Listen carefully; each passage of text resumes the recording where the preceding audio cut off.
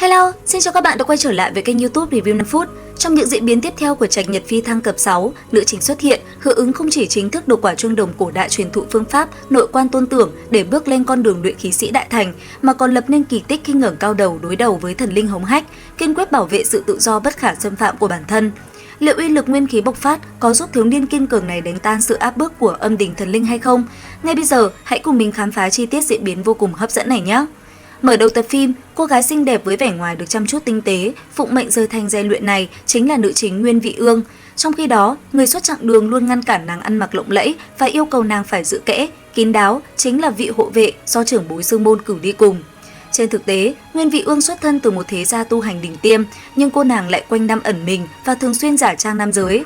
Lần xuất sơn này, nàng vừa phụng mệnh trưởng bối tông môn họ Nguyên xuống núi rèn luyện, lại vừa muốn né tránh sự sắp đặt liên hôn từ gia tộc. Chính vì lẽ đó, các trưởng bối mới đặc biệt dặn dò nàng tuyệt đối không được phô trương để tránh thu hút sự chú ý. Cùng thời điểm đó, nam chính Hứa Ứng cảm thấy cơ thể vô cùng kỳ lạ. Sau khi quả chuông bám đuôi bắn bất ngờ dừng lại, mỗi khi lắc đầu, hắn lại nghe thấy tiếng chuông ngân trầm hùng vang vọng ngay bên tai. Không những vậy, khí huyết trong người hắn bỗng nhiên sụt giảm nghiêm trọng, diện mạo trở nên tiều tụy, phanh mất thông cuồng, như thể bị tước đoạt sinh khí. Hóa ra, quả chuông đồng thần bí ẩn nấp sau đầu Hứa Ứng đang âm thầm hấp thu khí huyết của hắn để tự chữa trị thương thế. Đúng lúc Hứa Ứng còn đang hoang mang, trong tâm trí hắn đột nhiên vang lên một giọng nói lười biếng nhưng cực kỳ uy nghiêm. "Thiếu niên, ngươi có biết thế nào là nội quan tôn tưởng không?" Thấy Hứa Ứng ngơ ngác, tưởng đây là yêu pháp hay na thuật, quả chuông đồng lập tức lên tiếng chấn chỉnh. Đây chính là công pháp chân chính của luyện khí sĩ cổ đại. Khác với việc khai thác tinh khí bên ngoài của thải khí kỳ, nội quan chính là nhìn vào bên trong, quan sát lục phủ ngũ tạng để mở ra không gian hy di huyền diệu. Dưới sự hướng dẫn từng bước của quả chuông đồng, Hứa Ứng khép nhẹ đôi mi, tập trung toàn bộ tinh thần nhìn vào vệt hào quang trước mắt. Nhờ đã kiên trì tu luyện Thái Nhất Đạo Dẫn Công suốt 7 năm với căn cơ cực kỳ vững chắc, Hứa Ứng chỉ trong một hơi thở đã cô đọng ý thức thành thần thức. Tốc độ biến hóa kinh hoàng này khiến quả chuông đồng trong tâm trí phải giật mình kinh ngạc. Ngay khoảnh khắc đẩy mở cánh cửa bạch ngọc huyền diệu, Hứa Ứng vỡ òa khi bước vào không gian hy di bên trong cơ thể. Nhờ thị giác thần thức hoàn toàn mới, hắn nhìn thấy nội tạng như những con núi khổng lồ lật ngược. Lôi âm luyện thể hóa thành sấm sét rền rĩ chiếu sáng bầu trời, còn đại nhật luyện thể hóa thành vầng mặt trời rực rỡ mang 5 màu đỏ, xanh, vàng, trắng, đen của ngũ tạng. Tiếp đó, Hứa Ứng thực hiện ngũ khí triều nguyên, dung hợp ngũ tạng khí thành luồng nguyên khí thuần khiết cực kỳ hùng hậu. Luồng nguyên khí kỳ diệu chảy trôi đến đâu, những tổn thương bên trong cơ thể hắn liền âm thầm khôi phục đến đó, đánh dấu bước tiến vượt bậc của một luyện khí sĩ thực thụ. Chẳng mấy chốc, Hứa Ứng cùng Sai Yêu Ngoan Thất đi tới một thôn xóm dưới chân núi Giản Sơn. Lúc này đây, một thần linh khổng lồ cao tới trượng 4, thân hình quần quận cơ bắp, tỏa ra khí hương hỏa ngút trời, đang ngang nhiên hạch sách, bức ép dân làng phải dâng nộp gà luộc và rượu ngon. Kẻ này chính là Dương Tiên Công, vị thần linh hưởng thụ hương hỏa hơn 200 năm ở trấn bên Hồ Dương Tử. Vừa phát hiện ra Hứa Ứng, Dương Tiên Công liền cười ha hả, đầy tự mãn, tuyên bố bản thân đã thông minh đoán trước con đường trốn chạy của hắn để đón đường phục kích, mặc cho Ngoan Thất lên tiếng cảnh báo về việc các na sư và Thạch Sơn Thần đều đã gục ngã trước Hứa Ứng. Dương Tiên Công vẫn coi khinh. Hắn vung tay phóng ra một mũi tên hương hỏa, ghim chặt Ngoan Thất xuống đất, đồng thời ngưng tụ khí hương hỏa thành thanh trường kiếm dài hơn 1 trượng, uy nghiêm gầm lên: "Quỳ xuống, Hứa Ứng, đừng phản kháng, để ta tiễn ngươi lên đường cầm đầu về báo cáo với Thành Hoàng." Đứng trước sự đe dọa hống hách của thần linh, Hứa Ứng siết chặt nắm đấm, ánh mắt bừng sáng quật cường như ánh sao đêm. Hắn dõng dạc tuyên bố một câu thoại kinh điển: "Khi ta đánh tan thần linh ở khu ruộng Tưởng Gia, ta đã thầm thề từ nay về sau không quỳ trước đám thần tượng gỗ nữa. Ta sinh ra đã tự do, ai dám cưỡi trên đầu ta, bảo ta quỳ xuống, ta đánh nát mặt hắn." Tuyên ngôn ngang tàng ấy khiến Dương Tiên Công nổi giận lôi đình. Cuộc quyết chiến này lập tức bùng nổ. Dương Tiên Công thi triển kiếm thuật linh diệu kết hợp với phi kiếm thuật biến hóa khôn lường. Hai thanh phi kiếm hương hỏa xé gió lao tới với tốc độ kinh hoàng. Mặc dù Hứa Ứng dốc sức bộc phát tượng thần sát thể để kháng cự, nhưng một thanh phi kiếm vẫn xuyên thủng bàn tay trái, đâm xuyên qua ngực và ghim chặt hắn vào gốc cây cổ thụ.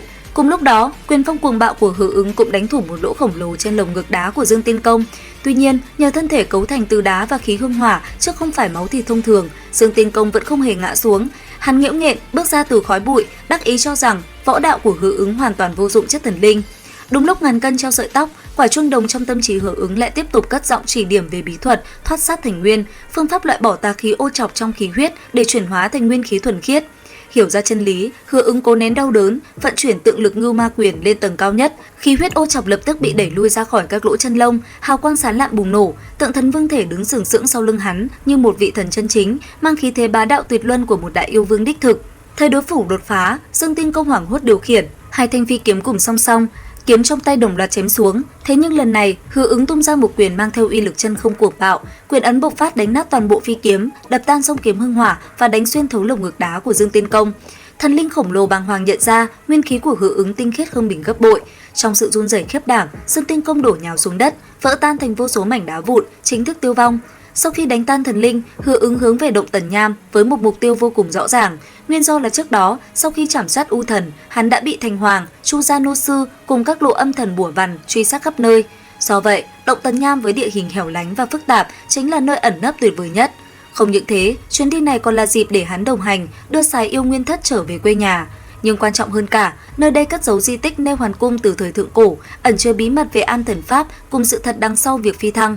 Cộng thêm sự gia trì của nguồn nguyên khí dồi dào, đây chính là cơ duyên vô cùng quý giá để Hứa Ứng đột phá tu vi và truy tìm sự thật. Trên đường đi, Hứa Ứng bắt gặp Ôn Dược Thần, một ác thần thuộc Tiên Đình U Minh. Tên này vốn không tu theo chính đạo mà chỉ chuyên duy trì và nâng cao tu vi bằng cách nuốt chửng sinh khí, luyện hóa thân thể của các tu sĩ. Tàn ác đến cực điểm, hắn đặc biệt thích bắt những thiếu nữ sở hữu thiên phú tuyệt vời để luyện thành đan dược, và cô gái đáng thương đội vòng hoa trên đầu rơi vào tay hắn chính là Trúc Thiền Thiền, một nhân vật do tiên thiên linh căn hóa hình thành. Do thân thể cô bé chứa đựng tiên thiên linh khí cực kỳ tinh thuần nên được xem như một loại linh dược hình người đỉnh cấp trên đời. Cũng chính vì nguồn linh vận trên người quá nổi bật, không thể che giấu, nên trong một lần tự mình ra ngoài tu hành, cô nàng đã bị Ôn Dược Thần phát hiện khí tức, rồi thảm thương bị bắt giữ để làm nguyên liệu luyện dược. Mặc cho Ngoan Thất can rằng việc chính của bọn họ là đi đến Tần Nham, hắn vẫn quyết định ra tay cứu Trúc Thiền Thiền. Dù sao thì mấy gã ôn thần này cũng đến để bắt hắn. Cứ thế, một cuộc chiến mãn nhãn lại diễn ra.